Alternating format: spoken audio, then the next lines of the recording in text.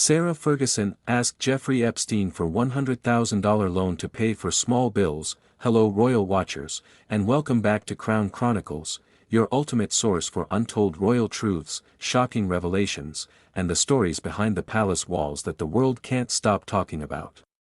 Crown. If you love uncovering the mysteries and hidden chapters of Britain's most famous family, then make sure you subscribe and hit that notification bell, because today's story is one that will leave you stunned.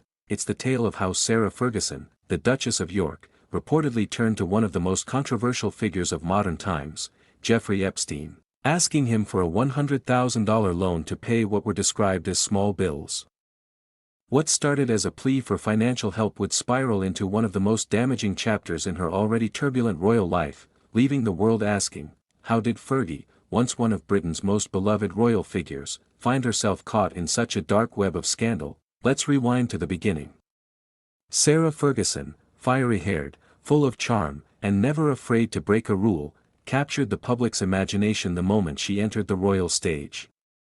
Her marriage to Prince Andrew in 1986 seemed like a fairy tale come to life, two young royals in love, dazzling the world with laughter and energy at a time when the monarchy felt stiff and distant.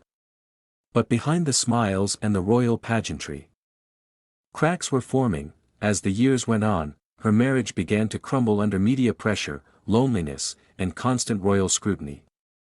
By 1992, the fairy tale had shattered. Fergie was divorced, stripped of her royal status, and thrust into the unforgiving world of financial independence, a world that was far less kind to a former duchess than she may have imagined.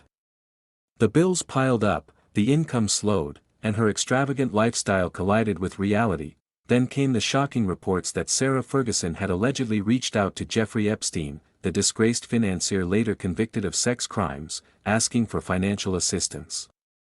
According to insiders, she needed the money to pay off small bills. But what raised eyebrows was not the amount, it was the connection. Epstein wasn't just a wealthy man. By that time, his name was already tied to disturbing allegations that had rippled through the upper echelons of power, politics, and royalty. When the news broke, the backlash was immediate.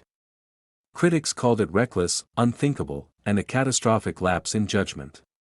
For a woman still tied by family to the royal institution, through her daughters, Princess Beatrice and Princess Eugenie, the optics were disastrous.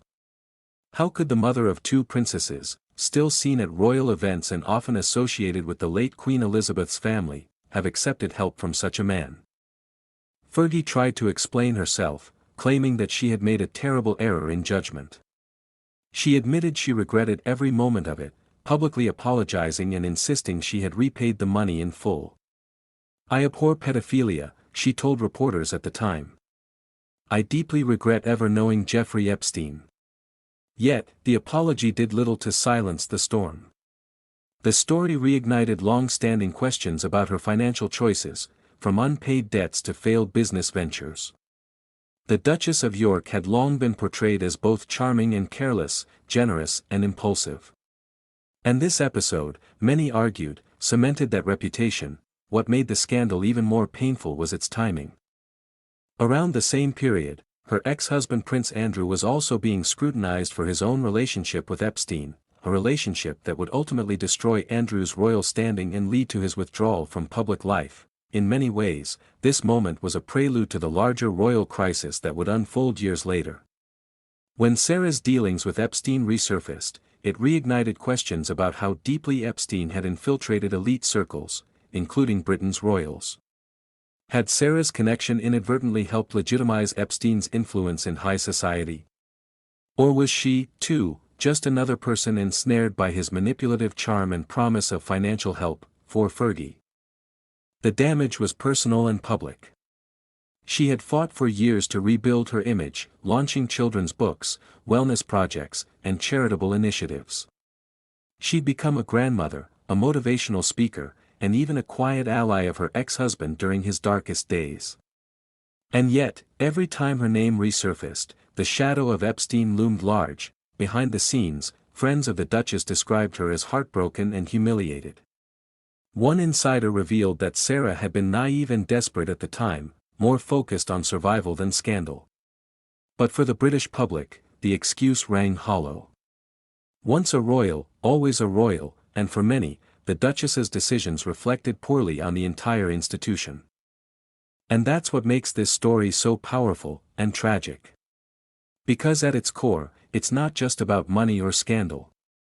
It's about the price of royal life once the crown is gone.